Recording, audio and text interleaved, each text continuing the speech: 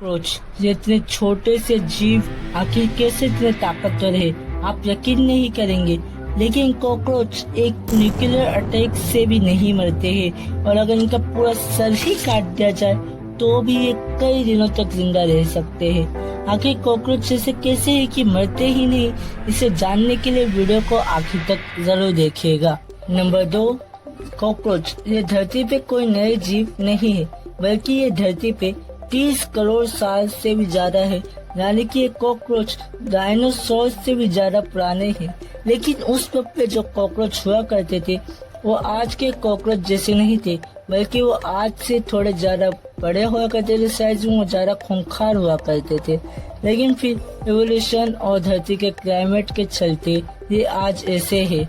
इसी वजह से कॉकरोचेस को काफी अडेप्टिव भी माना जाता है, क्योंकि जब भी धरती पे एस्ट्रॉइड्स गिरे थे तब धरती का टेम्परेचर हजारों डिग्री सेल्सियस से बढ़ गया था। तब 80% से भी ज्यादा स्पीशीज खत्म हो गए थे धरती पे, बस पानी के अंदर के जीव बचे हुए थे। और लास्ट आइस एज के वक्त जब पृथ्वी के 25% से भी ज्यादा हिस्से पे बर्फ थी, जब भी कॉकरोच बच गए थे, गर्मी हो या ठंडी। और एक वजह ये भी है कि कॉकरोचेस लगभग कुछ भी खा पी के जिंदा रह सकते हैं, कुछ भी मतलब कुछ भी। इसी वजह से कॉकरोच इतने वक्त से धरती पे है। नंबर 3, कॉकरोचेस ये इंसेक्ट है, यानी एक कीड़ा। और इंसेक्ट कंसिडर किए जाने के भी कई सारे क्राइटेरिया होते हैं, जैसे कि एक कीड़ा के हमेशा 6 पैर होते हैं, जो कि कॉकरोचेस के भी 6 ही पैर है।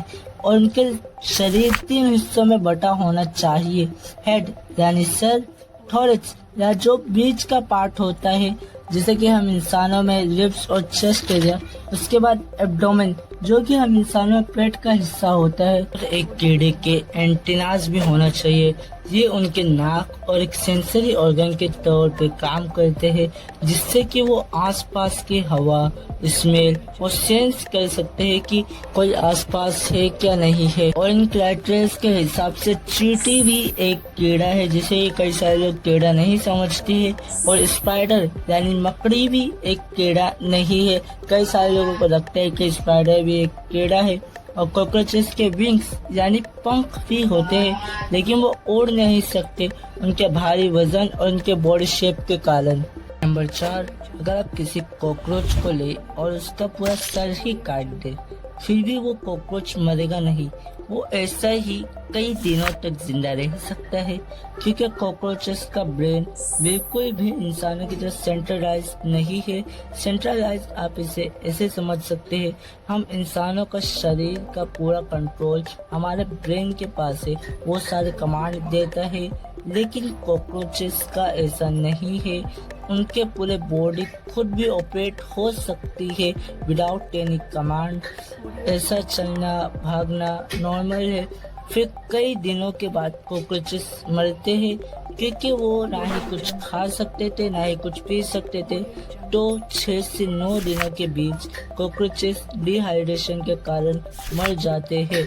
और कॉकरोचेस बिना कुछ भी पिए दिनों तक जिंदा रह सकते हैं और बिना कुछ खाए लगभग 1 महीने तक जिंदा रह सकते हैं, क्योंकि कॉकरोचेस का मेटाबॉलिज्म बड़ा ही स्लो होता है, यानी खाना उनके बॉडी में ही रहता है, स्लो डाइजेस्ट होता है, धीरे धीरे बॉडी में एनर्जी जाती है। और कॉकरोचेस बिना हवा पानी के अंदर 30 मिनट से भी ज्यादा जिंदा रह सकते हैं। और कॉकरोचेस अपने मुंह से सांस नहीं लेते हैं, उनके पूरे शरीर पे ऐसे छोटे छोटे होल होते हैं जिन्हें स्पाइरकल्स कहा जाता है।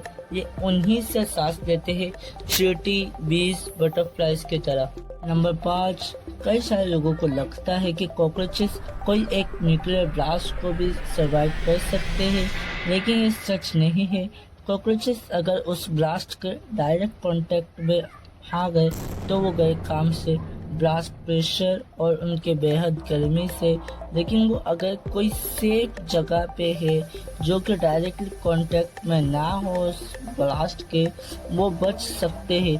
कॉकरोचेस के पास हम इंसानों से रेडिएशन झेलने की 15 टाइम्स से भी ज़्यादा शक्ति होती है, लेकिन फिर भी वो कुछ दिनों या हफ्तों के अंदर मर जाएंगे रेडिएशन से, वो भी लोअर रेडिएशन वाले एरिया में।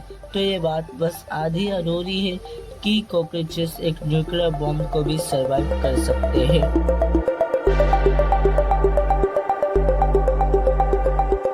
Audio Jungle.